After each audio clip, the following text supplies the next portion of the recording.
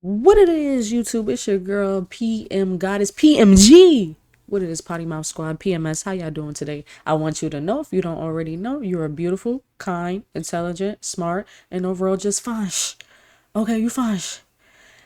And anybody who comes in contact with you, they need to ask themselves, How lucky can one guy be?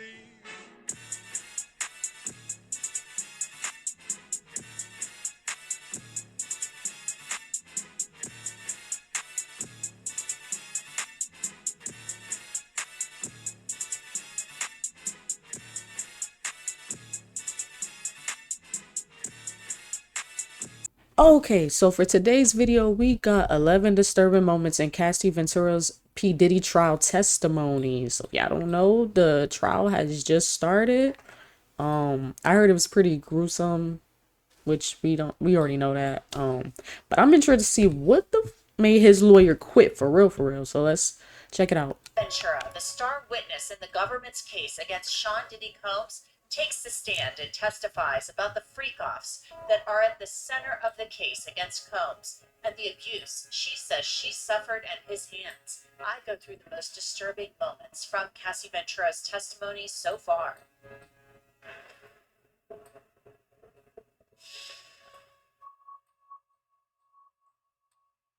Welcome to Crime Fix. I'm Anjanette Levy. I just wanted it to be over. That's what Cassie Ventura told the jury in Sean Combs' trial about the freak-offs. The freak-offs were those Excuse me. sometimes God damn. days-long sex parties that Ventura would take part in with male sex workers. Ventura said Sean Combs directed the freak-offs, and she and Combs would find these male sex workers to take part in them using Craigslist. Ventura said Craigslist. Oh, I Combs forgot that dictated was, yeah, everything: back in the day. the But use damn, of baby ew, oil, the Craigslist. sex acts that Ventura engaged in with the escorts, the drugs that were used, including Viagra, and the length of the freak-offs. The freak-offs took place in Combs's homes in several cities, in Ventura's homes, and in hotels across the globe. And in some instances, these freak-offs became violent. And federal prosecutors say they have proof of that. It's this video from a hotel hallway in Los Angeles in March of 2016. It shows Combs chasing Cassie Ventura out of a hotel suite. We've edited parts of it. Ventura says Combs hit and kicked her and dragged her back to the room when she tried to leave a freak off. Ventura described it this way on the stand. When I chose to leave, I grabbed what I could and I got out, and Sean followed me into the hallway before the elevators and grabbed me up. I'm not gonna lie, we know all of this. I'm not gonna lie, I'm trying to get to. Still in the hotel suite at the time. Ventura said, after he hit me, and I just saw the result of it, Ventura responded, I would actually vomit, yeah. Oh, Johnson asked, did Sean know about the effects that ecstasy and MDMA had on you? yeah, he Ventura knew. responded, yeah. Johnson asked, how? Ventura responded, because he would see me in the bathroom, or I would tell him, so he would just know. Johnson asked, what, if anything, would Sean say when you got sick from MDMA or ecstasy? Ventura responded, he didn't say much, but if we were in the freak off, he would be encouraging me to get up and continue on with it in that condition. Oh, Those were not the only drugs Jesus. Ventura said Combs would ask her or escorts to take. Johnson asked, were there any occasions where Sean offered the escorts drugs like Viagra? Ventura responded, yeah. Johnson asked, and who else besides escorts did Sean offer Viagra to? Ventura responded, he offered it to me before. Johnson asked, and what did he say about you taking Viagra? Ventura responded that it has the same effect on women, just sensitivity. Johnson asked, do you take the Viagra that he offered you? Ventura responded, I did. Johnson asked, and how did you feel? Ventura responded, sensitive and engorged. Johnson asked, did you want to take the Viagra? Ventura responded, no. I thought, no, I Gourd. didn't. Johnson asked, when escorts were having trouble getting erect, what, if anything, did you That means observe her shit was affected their like, I think, inability to get enlarged. erect? Ventura said, Google like I was said free. before, just the distraction of seeing Sean move around, maybe just hearing his voice. Ventura said the freak-offs Like were her shit was carefully swollen, I'm choreographed, guessing. with Combs dictating how they unfolded. Johnson asked, how would you know when to make that move? Ventura responded, I would just do Yeah, it it and is. hope that It's it would like it be swells, but accepted with blood, timing-wise or water, or mutual. another fluid. Johnson asked, who would Ew. tell you? Sean would tell me. When you would ask Sean if you could move from masturbation to touching, why would you ask him? Ventura said it was his fantasy. He was controlling the whole situation. He was directing it. He was doing the lighting. He was telling us where to be, what to say, how to act in the room. Johnson then asked, and you testified that you would sometimes move It was straight a to oral sadistic porno sex. for him. Why would you This shit want is to crazy. move to the next sex act? Ventura responded, I would just try to speed the process along. It was personally, if I get it done, then it's over. And then we move on to the next thing. I just wanted it to be over. While on the stand, Cassie detailed the planning process that goes into a freak off. Sean Combs entrusted her to reach out to the male sex workers. Johnson asked, when you were reaching out to an escort, what, if anything, would you say to the escort about what you were hiring that escort to do? Ventura responded, it depended on the situation, how they came in. But I would usually say that my husband is into something called voyeurism and he likes to watch me with another man. It was like a basic conversation that I Girl, had that's with called most of the cuckold. escorts. From there, I would get a feel if they were willing to do it or not. Later, Cassie started to piece together why she was instructed to ask certain questions in the screening process. Johnson asked, you just said that sometimes Sean asked you to ask if a person was a cop, right? Ventura responded, yeah. Johnson asked, and you said later, I learned about why. Ventura responded, yeah. Johnson asked, what did you learn? Answer from Ventura, I learned that this whole situation was not legal. Mm-hmm. One of the defense attorneys objected. The judge sustained the objection. The jury should disregard the witness's last answer. Now, there were times when Cassie Ventura said she would actually use a fake name when reaching out to these people. It was Jackie Starr. And Combs would use pseudonyms. They were Frank Black and Frank White. Johnson asked Ventura, in the beginning, was Sean open at the freak-offs about his true identity? Ventura responded, he was not. Johnson asked, how, if at all, did he disguise his identity? Ventura responded, Oh, I well, thought his he was friends wore the open with his masquerade shit. masks. Sometimes he would wear a hat or something covering his face. Johnson asked, were you open about your true identity? Ventura responded, I was not either. Johnson asked, and what, if anything, did you do to hide your identity? I'm assuming if it's like just the celebrities, he's probably more comfortable like being his true self. But like when it's Ventura outside responded, the people, same thing as far as the yeah, masks. I he would wear probably wigs. wear that mask. Johnson asked, who asked you to wear a wig? Ventura responded, Sean. Cassie Ventura disclosed how much money the escorts would typically make to the jury. Johnson asked, for the escorts who you interacted with, what were they paid thousands of dollars to do? Ventura said, to ejaculate, to finish. Johnson asked, is that after they finished having sex with you? Ventura responded, after having sex, after a long session. Johnson asked, and for all the dancers you interacted with at freak-offs, were those individuals paid as well? Ventura responded, yes. Johnson asked, how much were those dancers paid when they came to freak-offs? Ventura responded, anywhere between that range that I said before, $1,500 to $6,000 or $7,000. Mm. But if Sean Combs was not pleased with the performance, their pay reflected that. Johnson asked, okay, when escorts would ejaculate on you, who, if anyone, would tell them where to ejaculate? Ventura responded, Sean was usually right there directing it where it could be. Johnson asked, were there occasions when escorts ejaculated without having been told to do so? Ventura responded, yes.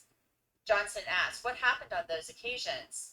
Ventura responded, they got paid less. Johnson asked, what, if anything, would Sean say about when escorts ejaculated without having been told to do so? Ventura responded, he was pretty open with the fact that he wasn't pleased by their performance, so yeah, he would take less money. Johnson asked, and when you would go into the other room and you said Sean asked you to put semen on him? Ventura responded, mm-hmm. Johnson then said, did you do She that? said, mm-hmm. Ventura said, I did. Johnson asked, where did you put it? Ventura responded, usually on his chest, on his nipples. Johnson asked, did you want to do that? Ventura responded, no. Then Ventura testified about escorts sometimes having trouble performing sexually. Johnson asked, and what did Sean do when escorts were having trouble with erections? Ventura said, he would give them a pep talk. At the end, they definitely didn't get paid the normal amount. I know that. Johnson asks, how do you know that? Ventura responded, because he would tell me and he would tell them as well. It wasn't really a secret.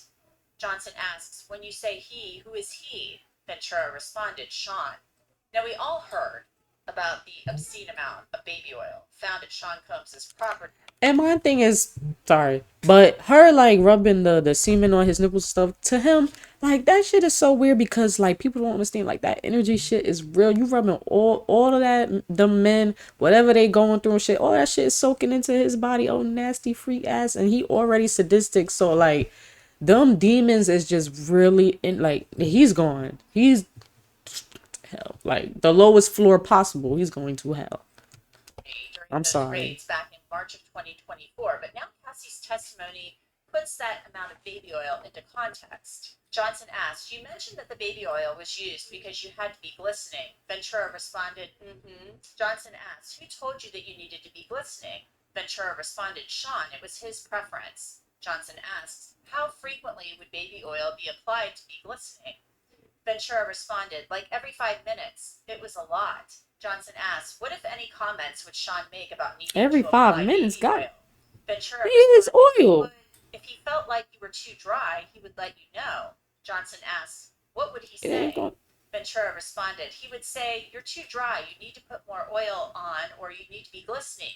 You need to be, yeah, you need to be shining. Yeah. Due to the demand, it makes sense why Sean Combs had more than 1,000 bottles of Johnson & Johnson baby oil at his home. Johnson asked, approximately how many bottles of baby oil would be used in a typical freak-off? Ventura responded, a lot. I would say definitely somewhere close to 10. Johnson The responded, larger what size size were bottles. those bottles? Ventura 10 of the responded, each larger freak size off. bottles. Johnson asked, were there freak-offs where you ran out of baby oil? The defense objected. Your Honor, at this point, it's getting a little cumulative. The judge responded, let's see if we can wrap this up and move on. Johnson followed up with the question, you also mentioned Astroglide. How was that used at the freak-offs? Another objection came from the defense. Irrelevant. Emily Johnson said, Your Honor, it's a supply. And the court then went to sidebar. At one point, Ventura described how Sean Combs set up an elaborate freak-off using a blow-up pool at a hotel in Beverly Hills. Assistant U.S. Attorney Emily Johnson asked Ventura, what concerns did you have about not getting into the How pool big with was baby a oil? blow up pool? Ventura responded, that, among other things, just his temper.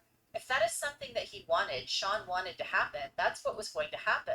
There wasn't another way around it. Another way Combs exerted control over Cassie Ventura, according to her testimony, there was a period early on in our relationship where he wanted me to have a nickname for him, and I didn't want to call him anything that anyone else had called him. So he asked me what I called my grandfather, and I said, Pop Pop. Emily Johnson asked, how did you feel about calling Sean the same name you called your grandfather? Ventura responded, I thought it was weird at the time, and now I just feel like it That was is so weird. disrespectful. That's Federal because him and his also mama brought in was photos hunching. of Cassie Ventura's electronic He want to devices feel like that showed his bruises dad or his that grandfather for she whoever. suffered at the hands of Sean Combs. In one photo taken in His Toronto, mama. she claimed that she had to cover her eye with her hair because of a bruise. She also described to the jury having a freak off in New York and taking the drug GHB and blacking out, going into what she called a G hole. She said she came to and was naked in a bathtub. And Hold Combs on, what? abandoned I'm sorry. and taking the drug GHB and blacking out, going into what she called a G hole. She said she The came to and fuck? was naked in a bathtub. And Combs and a man named GHB Dave were drug. freaking What is out. that? Ventura also described a time on a flight where she traded her seat to get away from Combs, but he found his way to her and showed her videos of the freak-offs, threatening to release them if he left her. It I want to causes bring in like Rich Schoenstein. He is a trial relaxation, attorney, and he has been following the Sean Combs sedation. trial very closely. How do you think that Cassie Ventura's testimony is coming across so far, Rich? We only have transcripts, but what she is describing is a relationship in which she was in love with a man who was then trying to get her or forcing her, coercing her, and that's part of the statute, to take part in these freak offs. And this entailed physical and verbal emotional abuse when it didn't go the way he wanted it to. Right. So, we only have the reports from the scene, which have been very helpful in kind of following this trial. Multiple people who were in that courtroom reporting as it goes. And it sounds like she's doing a pretty good people. That, in theory, is sex trafficking. But that's a really good point. This, you know, Okay, hold on. Because I did want to hear about, because if y'all know Boosie, he was like, oh, it shouldn't be, the case, they shouldn't be on trial for sex trafficking. What do you mean? He was taking people without their consent and making them participate in these freak offs or abusing them to participate in freak offs. That is part of sex trafficking. You are kidnapping people and making them participate in something illegal. The hell? across state lines and paying them for their services. That is sex trafficking. Or if you're bringing her to another place for her to have sexual Exactly. acts with other people, that, in theory, is sex trafficking. But that's a really good point. This, there's clearly domestic abuse here, but it has to go up another level to be sex trafficking, and then it's got to go up another level to be racketeering. That's where the government's case becomes more complicated and more difficult. There's another quote. If I just looked a certain way that he didn't like, maybe I was a brat or something. Like he would just let me know I needed to fix my face or watch my mouth. Those were the things that were said in the relationship quite often. Fix your face, watch your mouth, or you have a slick mouth. I mean, these are all hallmarks of That's them domestic drugs kicking his violence. And ass. maybe that And is he part of insecure. what the government is going to argue, that yes, there was domestic violence quite clearly, but this is part of the coercive portion of the section. All right, y'all. They not really talking about too much else. I thought they was gonna go with more about stuff. Hear stuff that we didn't know. I heard that the freak offs, they last up to like 96 hours or something. That's 4 days. 4 fucking days. Straight sex or Viagra, ecstasy, GHB. Ooh, I ain't never even heard of that. That was a new one. I had to look that up. Like this is really crazy. And people who don't feel like he should be charged with sex trafficking, y'all are dumb, stupid. Like, but y'all let me know what y'all thought about this one. Um, I will be keeping up with this case. Like, comment, subscribe, and PMG. I'm out.